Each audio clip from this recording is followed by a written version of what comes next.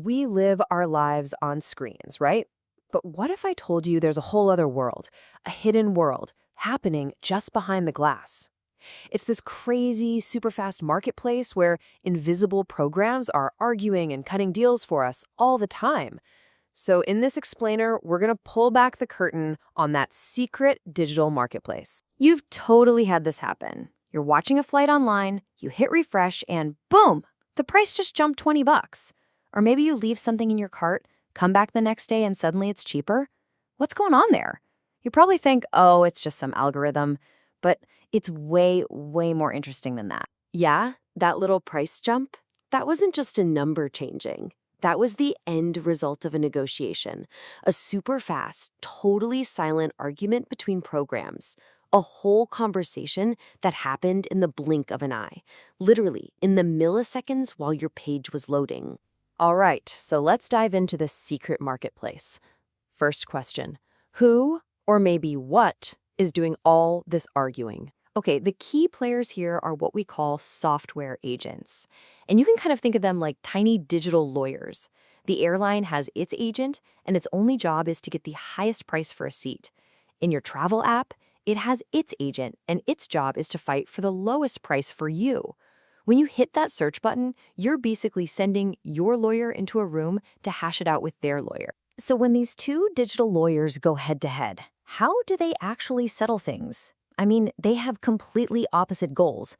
So let's get into the nitty-gritty, the mechanics of how software argues. The whole thing boils down to one word: negotiation.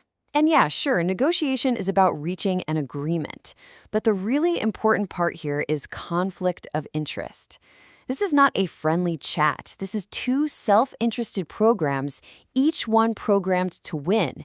And because of that built-in conflict, they need a set of rules, a formal way to argue. And you know what? Every single one of these little digital arguments follows the same basic script. First, you've got the participants, our software agents. Then there's the issue they're fighting over, like the price. Their whole conversation is controlled by a protocol, which is just a fancy word for the rules of engagement. Inside those rules, each agent uses its own strategy to try and win. And at the end, you get an outcome. Either they make a deal, or one of them just walks away. And listen, this is so much bigger than just online shopping. This kind of negotiation is happening everywhere.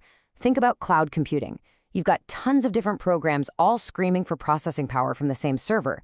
Well, they have to negotiate for it. Or picture a team of robots in a warehouse. Some central agent has to figure out which robot should grab which box and then negotiate that handoff. It's the hidden logic running our entire automated world. Okay, so we know why they argue. But what about the how? What are the actual rules of the game? This is where it gets really, really interesting because the rules you set up completely change how the game is played. Basically, you've got two main types. The first is one-on-one, or bilateral. That's our classic price haggling example. One buyer agent, one seller agent, going back and forth with offers. But things get way crazier when you have lots of agents all negotiating at once. And the go-to method for handling that kind of chaos? You guessed it, auctions. And these digital auctions have some really cool, distinct personalities. You've got the English auction. We all know this one. The price starts low and goes up. Then there's the Dutch auction, which is the exact opposite. The price starts high and drops until someone finally caves and says, I'll take it. It's all about speed. But my favorite is the Victory auction. It's just brilliant. Everybody submits a secret bid. The highest bidder wins, but they pay the price of the second highest bid. How cool is that?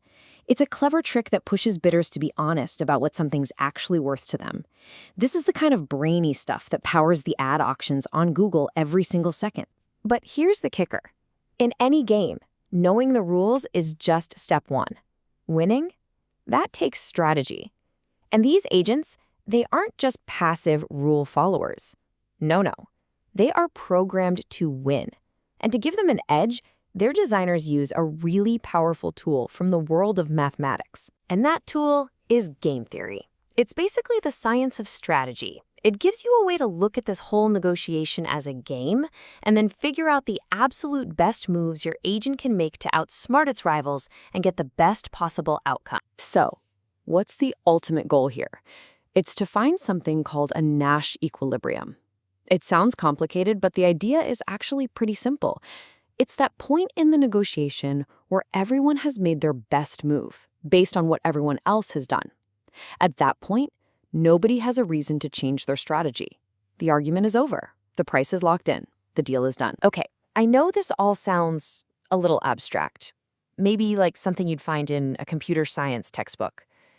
But it is absolutely not. Let's zoom back out, because this invisible world of arguing software, it's already running a massive chunk of our actual world. I mean, the scale is just mind-boggling. This stuff is happening constantly in stock trading, where fortunes are made in milliseconds. It's managing the mind-bendingly complex global supply chains that get stuff to your house.